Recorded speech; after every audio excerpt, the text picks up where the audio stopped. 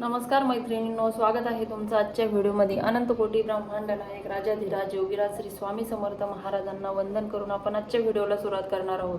आज मी आपल्यासाठी घेऊन आले आहे एक मोटिवेशनल स्टोरी की कोणी एक सुंदर लाईन म्हटली आहे की परमात्मा ने हमें आंखें दी है दुनिया देखने के लिए, परमात्मा ने हमें आंखें दी है दुनिया देखने के लिए, लेकिन परमात्मा को हम खुद बंद आंखों से देख पाते हैं. परमात्मा को हम खुद बंद आंखों से देख पाते हैं.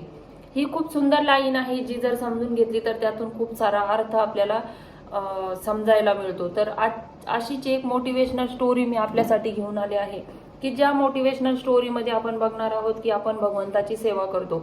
मी माझ्या व्हिडिओमध्ये सांगत असते की हा उपाय करा, हे विलाज करा की जेणे आपल्या आयुष्यामध्ये सुख समाधान मिळेल, किंबहुना भगवंताचा आपल्याला साक्षात्कार होईल, अनुभव होईल. परंतु आपण जेव्हा भगवंताची सेवा करत असतो तेव्हा आपल्या सेवेमध्ये एक वेगळे समर्पण, एक वेगळी भक्ती, एक वेगळा भाव पाहिजे, तेव्हाच आपल्याला अनुभव येत असतात. प्रत्येकाला अनुभव येत नाही आणि ज्यांना ज्यांना अनुभव येतात त्यांना ते समजलेही पाहिजे. म्हणजे भगवंताचा जो संकेत आहे तो आपल्याला समजला पाहिजे. तर अशा विषयीचा जी एक स्टोरी मी आपल्यासाठी घेऊन आले आहे की एका राज्यामध्ये जो राजा असतो तो खूप भगवंताची सेवा करत असतो, आपल्या प्रजेची सेवा करत असतो. तर त्याचा भगवंतावर खूप विश्वास असतो. असाच त्याच्या भक्तीला प्रसन्न होऊन एक दिवस भगवंत काय करतात तर त्याला दर्शन देतात. भगवंताचं दर्शन झाल्यानंतर राजा खूप खुश होतो.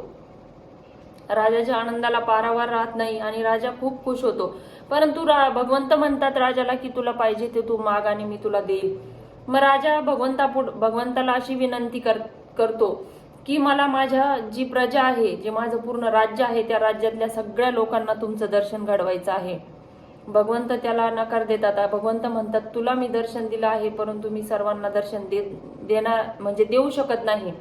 परंतु राजा इतका विनंती करतो, भगवंताची भक्ती त्याने केलेली असते आणि भगवंताला त्या भक्ताचं ऐकावंच लागतं. अशा प्रकारे भगवंत त्या पूर्ण ज्या राज्यातली जी प्रजा आहे त्या प्रजेला दर्शन देण्यासाठी तयार होतात.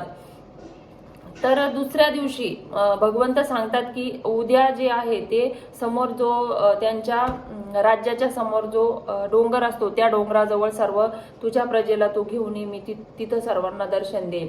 तर त्यांचं सर्व निश्चित होतं आणि भगवंत अदृश्य होतात. दुसऱ्या दिवशी त्या दिवशी रात्री गावामध्ये दवंडी पिटवली जाते की उद्या आपल्याला त्या डोंगरावर सकाळी लवकर जायचं आहे.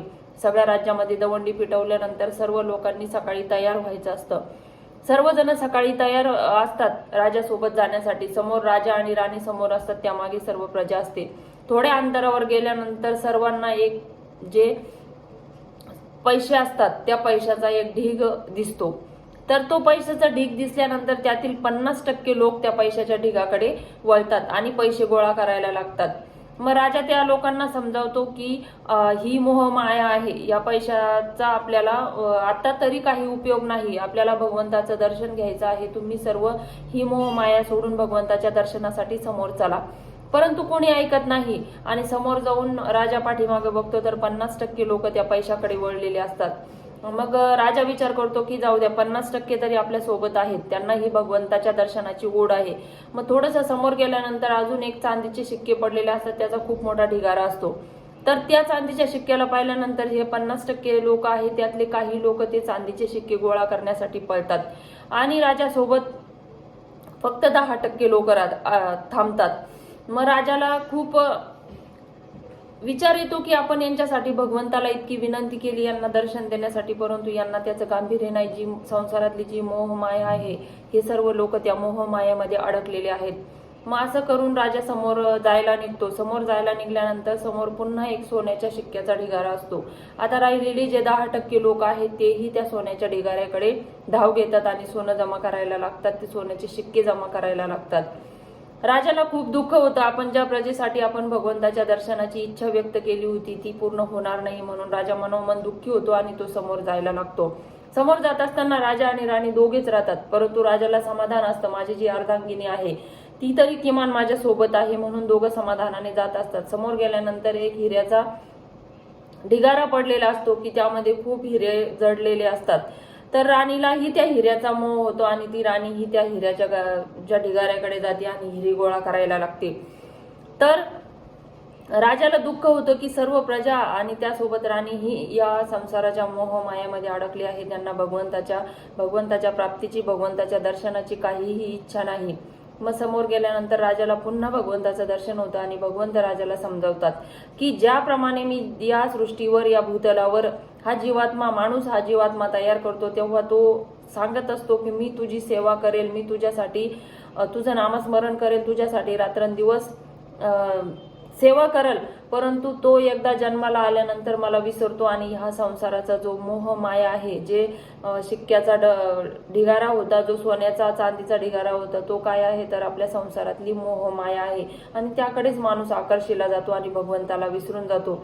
या गोष्टीतून सांगण्याचं तात्पर्य इतकंच आहे की आपल्या ज्या संसारामध्ये ज्या मोहमाया आहेत त्या आपल्याला थोड्याशा बाजूला ठेवायच्या आहे आणि भगवंताच्या प्राप्तीसाठी आपल्याला भगवंताची सेवा करायची आहे. फक्त आपल्या आयुष्यातला थोडासाच वेळ आपण भगवंतासाठी दिला तरी खूप आहे. म्हणून या मोहमायेमध्ये न पडता भगवंताला प्राप्त करून घेण्याचा प्रयत्न करा. कारण मानव देह हा एकमेव असा देह आहे जो भगवंताची भक्ती करण्यासाठी त्याला बुद्धी आहे. बाकी जे जन्म आहे, इतर ज्या योनी आहे, त्या योनीमध्ये तितकं ज्ञान नाही की आपण भगवंताची सेवा करावी आणि काय पुण्य काय, काय पाप काय, हे काही समजण्यास त्यांना मार्ग नाही. म्हणून मानव देहाला प्राप्त झाल्यानंतर भगवंताची प्राप्ती करा. संसार तर कराच, संसारात सुखही मिळवा, परंतु त्याचबरोबर अध्यात्माचीही जोड लावा.